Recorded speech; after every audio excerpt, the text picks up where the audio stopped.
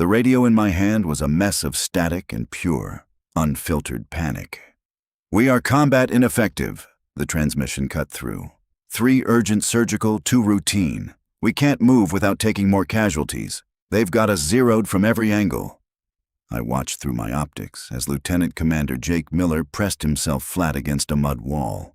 It was literally disintegrating under a heavy stream of machine gun fire. His Navy SEAL team had been pinned down inside that Afghan compound for 40 agonizing minutes. Their ammunition was hitting critical levels, the casualties were piling up, and the enemy just kept flooding the valley like they had an infinite supply of fighters. The quick reaction force couldn't reach them because enemy positions controlled every single approach route. Air support was still 20 minutes out, but looking down at them, I knew they didn't have 20 minutes. To make matters worse, the sniper who'd been watching their backs from the ridge went silent 10 minutes ago. No radio contact. Status unknown. He was probably dead. They were completely out of options, and they were out of time. That's when I decided to change the noise of the battlefield. I squeezed the trigger, sending a very different weapon signature echoing through the canyon. It wasn't the sloppy, frantic crack of AKs or the heavy hammering of their machine guns. This was rhythmic. Measured, deliberate. A semi-automatic precision rifle firing in a controlled cadence from high up on the opposite ridge, and with every single shot, an enemy position went silent. Down in the dirt, Petty Officer Chen, the SEAL right next to Miller, risked a quick glance over the crumbling wall. "Sir," he yelled over the noise, "the machine gun nest on the eastern ridge just went dark. Same with the RPG team on the roof. And that sniper in the tower who's been chewing us up, he's gone." Miller didn't have a clue what was happening, but he knew an opening when he heard one. He keyed his radio. "All elements, get ready to move on my command. Someone just gave us a window." I had been watching the SEAL team situation fall apart for 37 minutes from my hide, 800 yards away on the opposite ridge. I'd watched them get ambushed the second they moved into the compound. Watched them take casualties trying to set up defensive lines, and counted the enemy fighters pouring into the valley. My original mission was supposed to be simple: provide overwatch while the SEALs conducted a high-value target raid in the valley below. I was just supposed to observe, report threats, and maybe take a few precision shots if things got hairy. Standard support stuff. But 30 minutes ago, my spotter, Corporal Davis, took a round through his shoulder. An enemy sniper had dialed in our position. Davis was stable, the bleeding was under control, but he was completely out of the fight. The team medic was down in the compound getting ripped apart with the rest of the SEALs, and the enemy was systematically destroying Miller's unit. Right then, I made a decision that was either going to save lives or land me in front of a court-martial. I was going to take every single shot I could find, regardless of standard military doctrine, regardless of ammo conservation, and regardless of the fact that shooting this much would absolutely give away my position. My weapon was an SR-25 semi-automatic rifle chambered in 7.62 NATO. It wasn't the bolt-action, bolt-locked sniper rifle most people picture. The SR-25 traded a fraction of extreme distance accuracy for the ability to fire rapidly and engage multiple targets without having to work a bolt between shots. At 800 yards, it was right in the sweet spot of the rifle's effective range. And I was very, very good at putting rounds exactly where they needed to go. I had already mapped out 32 enemy positions through my scope: machine gun nests, sniper hides, RPG teams, mortar crews. 32 problems that needed to go away immediately. Normally, a sniper would pick off the high-value targets, leaders, heavy weapons, and move methodically to stay hidden. I wasn't going to do that. I was going to work through every single target I could lock onto as fast as I could shoot accurately. I was going to keep squeezing the trigger until either the enemy was wiped out or I ran out of bullets. I checked my gear. 8 20-round magazines, 160 rounds total. Against 30-plus fighters, the math wasn't great. But math has never been particularly good at accounting for sheer determination and a flat-out refusal to watch good men die when you have a rifle in your hands. I settled behind the stock, slowed my breathing, and got to work. The first target was a machine gunner on the eastern ridge, about 780 yards out. He was laying down continuous suppressive fire on the compound, keeping the SEALs pinned behind their melting walls. Through my scope, I could see the brass casing spraying out of his gun in a steady stream. I placed my crosshairs on his center mass, held slightly for the gentle right-to-left breeze, adjusted for the drop, and squeezed. The SR-25 barked. Through the glass, I watched the gunner jerk backward. His weapon fell silent, and the heavy hammering that had been pinning Miller's team abruptly stopped. I didn't even wait to confirm. I was already shifting to target number 2, an RPG gunner on a rooftop 820 yards northeast, prepping a rocket to launch into the compound. I squeezed again. The semi-automatic action cycled smoothly, the rifle settling back onto target almost instantly. The RPG gunner collapsed, his launcher clattering uselessly against the roof. Target 3, a sniper in a window at 765 yards, partially hidden by a curtain. I could only see his barrel and a fraction of his head. It was a tough shot, but I didn't have time to second-guess myself. I fired. The sniper dropped out of view, his rifle slipping over the ledge. Miller's voice crackled through my earpiece, thick with confusion. "Unknown friendly element, if you are engaging, please identify." I didn't answer. I was already dialing in target 4, a 2-man mortar crew 850 yards out, setting up their tube to rain high explosives on the compound. I hit the gunner first, then his assistant when he reached for the mortar. 2 shots, 2 seconds apart, and the threat was gone. Now the enemy was starting to panic. They knew they were taking fire, but they hadn't located my ridge yet. Fighters started scrambling for cover, which made them harder targets, but it also meant they had to stop shooting at the SEALs. I used their confusion to systematically dismantle their heavy weapons.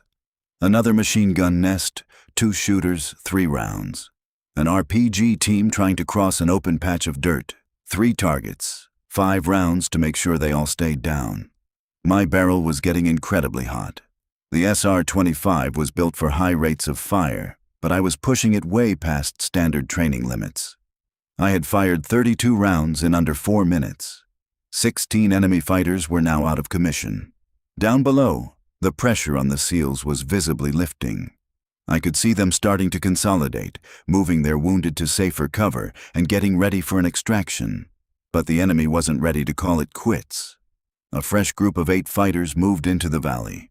These guys were different, better gear, disciplined movement. They were flanking the compound from the north, moving in coordinated bounds, and they had already figured out the general direction my shots were coming from. A few of them broke off and started heading up my ridge, assault rifles up.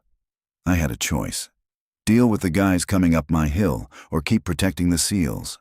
I chose the SEALs. They had wounded men and couldn't move. I was mobile. I could run if I had to. I engaged the flanking element below. The lead fighter dropped at 790 yards. His partner dove for a rock, but I caught him mid-leap.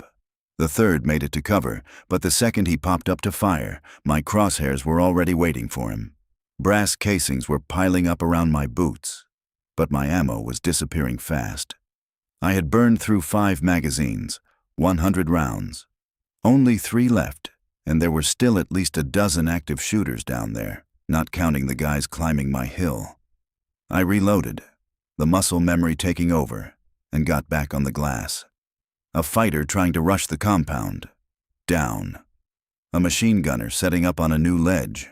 Gone before he could fire a single round. An enemy leader trying to coordinate from behind a mud brick wall. My 7.62 round punched straight through the dirt brick and took him out.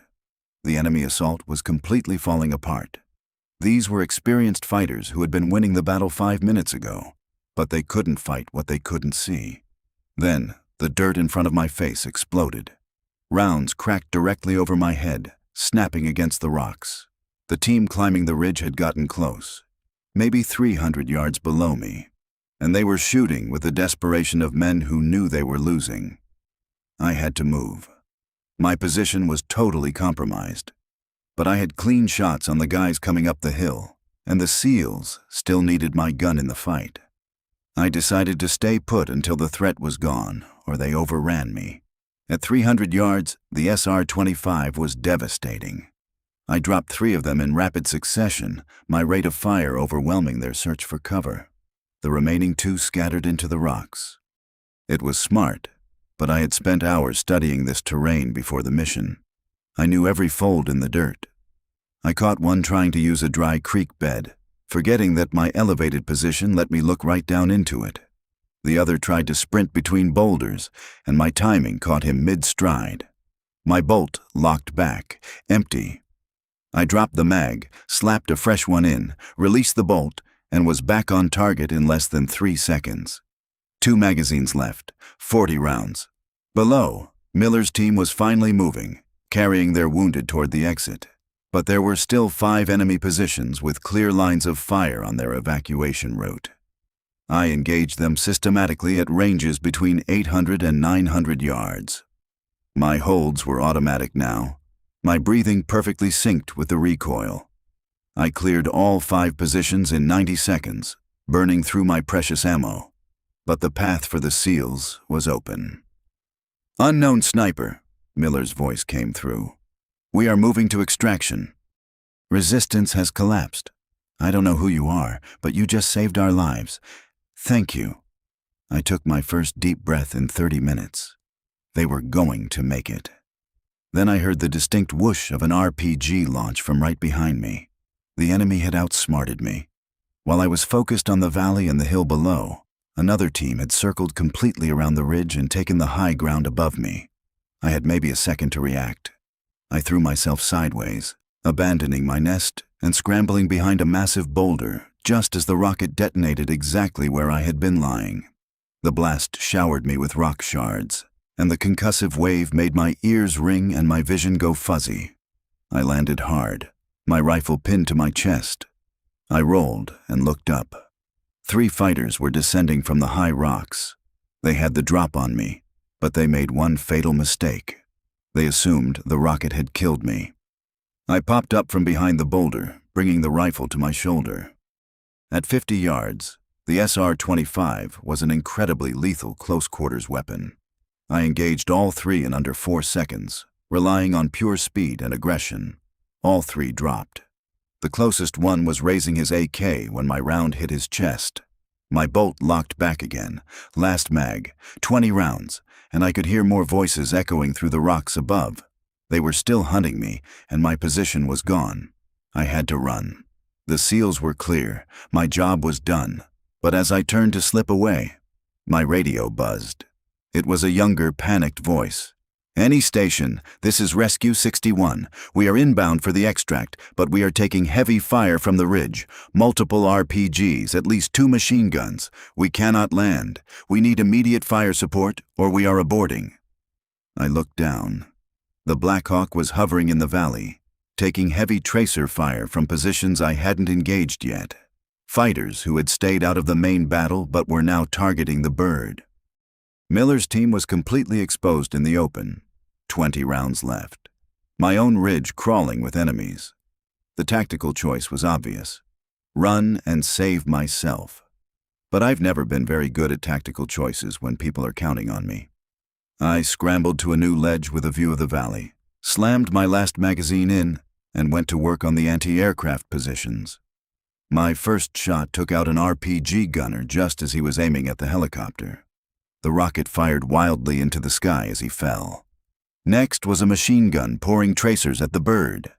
I put 3 rounds into the nest, taking out the gunner, the assistant, and the guy who tried to take over the gun. "Good hits! Good hits!" the pilot yelled over the radio. "We're going in!" I kept pulling the trigger. Another RPG team, gone. A group of fighters trying to get an angle on the helicopter. I caught them in the open, dropping 2 and sending the rest running. Then, my bolt locked back. 0 rounds remaining. I was completely out of ammunition, and I could hear enemy voices closing in on my position. I ditched the heavy rifle, drew my sidearm, a Glock 19 with 3 spare mags, and sprinted down a pre-planned escape route, moving low and fast through the rocks. Behind me, the Black Hawk's rotors roared as it touched down. A fighter rounded a corner 20 yards ahead of me. My Glock barked twice, a controlled pair to the chest, and he folded before he could raise his weapon. I kept moving, dodging through the ravines, shooting only when I had to. Over the noise, I heard the helicopter lift off. They were out. "Unknown sniper, this is Miller," the radio crackled. "We are up and clear, all wounded accounted for. Where are you? We can bring the bird back." "Negative," I said, catching my breath behind a rock. "LZ is too hot. I'm evading to alternate point Bravo. Stand by." "Copy that, and whoever you are, you just took out at least 20 hostiles and saved 8 SEALs. We owe you." 23, I thought. I had been keeping count. I scrambled down into a dry riverbed, a wadi that offered some concealment but limited my visibility. I had run about 300 yards when 3 fighters stepped out ahead of me, cutting off my exit. They opened fire instantly. I dove behind a boulder as rounds chewed up the dirt around me. I returned fire, hitting one in the leg and another in the chest, but the third had good cover and pinned me down. Rocks stung my face as his AK rounds chipped away at my boulder. I was stuck. No rifle, a handful of pistol rounds left, enemies behind me, and an ambush ahead. I keyed my mic. "Miller, I'm pinned in the wadi, half a mile north of the compound. Multiple hostiles, ammo critical, I need help." "Hang tight," Miller's voice came back instantly. "We're turning around. An Apache is 60 seconds out. Mark your location." I pulled an IR strobe from my vest, switched it on, and tossed it onto a rock behind me. Strobe is active. Enemy is 50 yards north of me. "Apache has your strobe. Lay low." An AH-64. Apache came screaming over the ridge, its 30mm chain gun already spinning. The pilot picked up the enemy's thermal signatures and unleashed hell.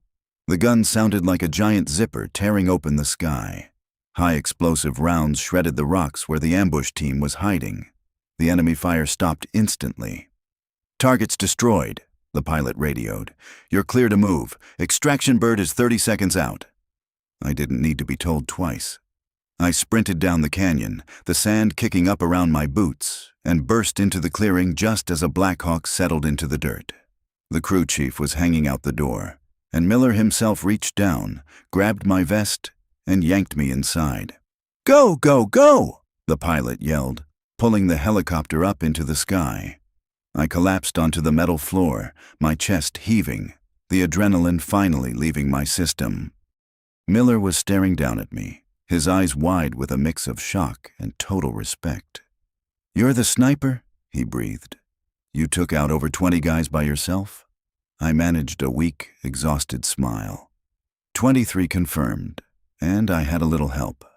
I pointed across the cabin to Davis, who was grinning through his bandages. "She had me for the first 10, Davis laughed. "Then I took a break." Miller shook his head, extending his hand. 23 targets at 800 yards, with a semi-auto under direct fire. That's not even possible. "I'm Jake Miller." "Staff Sergeant Monica Blake," I said, shaking his hand. "Second Ranger Battalion." "Well, Blake," Miller said, "that name is going at the very top of my report, and I'm recommending you for the biggest medal they've got." One of the wounded SEALs on the floor looked up, his leg heavily bandaged. "That's a Medal of Honor, sir, for going way above and beyond." I just shook my head and leaned back against the cabin wall. "Just doing my job. You guys were in trouble, and I had the rifle to fix it. It was just simple math." Miller let out a dry, exhausted laugh. "That wasn't math, Blake. That was something else entirely." The debrief took place in a secure room at Bagram Airfield. I sat at a long table opposite Miller, his officers, and a quiet colonel from Army Special Operations Command. The map on the wall was covered in red dots, each one representing a target I had engaged. 23 confirmed, another 7 probables, 30 enemy combatants neutralized by a single shooter in under 45 minutes. "Staff Sergeant Blake," the colonel said, leaning forward. "Your orders were to provide limited observation. What made you decide to engage on this scale?" I looked him dead in the eye. "Sir, I watched a team of American operators get pinned in a kill zone. I had the weapon, the training, and the angle to change that. Waiting for permission would have meant watching those men die. I chose to prioritize their lives over standard protocol. The colonel watched me for a long moment, his face unreadable. And when your position was compromised, why didn't you fall back? Because the rescue bird was taking fire from positions the SEALs couldn't see. If I ran, the helicopter would have been shot down, and the wounded wouldn't have survived. I had ammo left, so I kept shooting. Miller chimed in. Sir, if Blake hadn't broken protocol, my entire team would be in body bags right now. She put herself in a meat grinder to keep us alive. The colonel nodded slowly. I'm not criticizing you, Sergeant. I'm trying to understand how a single soldier pulled off what our marksmanship experts call an impossible feat. He tapped a folder. 23 targets at 800 yards in 45 minutes with a semi-auto platform. That's top 1% shooting. I've had good training, sir, and my dad was a competitive long-range shooter. I grew up on a rifle range. It takes more than good shooting to stay that calm while a mountain is exploding around you, the colonel noted. It's just compartmentalization, sir. You drill the stress until the fear goes away, and the target just becomes a technical problem to solve. I solved them in order of priority. The room was dead silent. The colonel stood up, walked over, and slid a thin, unmarked folder across the table toward me. JSOK is putting together a specialized unit, he said quietly. We need people who don't wait for permission when the world is burning. People who put the mission first and protocol second. Read this when you're alone. The training is hell. The missions don't exist, and you'll never get a medal you can wear in public. But you'll be making a difference. After he left, Miller walked over with a massive grin on his face. So, a secret badass, huh? Just a sniper who did her job, Miller. Well, my guys are calling you the gunfighter now, he said, shaking my hand one last time. And if you ever need anything, you call us. We don't forget our debts. 6 months later, I was running through an obstacle course designed to break the best soldiers in the military. I was one of only 2 women in a class of 30. And the only one recruited because I had done the impossible on a windy ridge in Afghanistan. Sometimes, when people are counting on you, the word impossible doesn't mean a thing. You find the target, you take the shot, and you keep shooting until the job is done. And sometimes, 20 rounds is exactly what it takes to bring everyone home.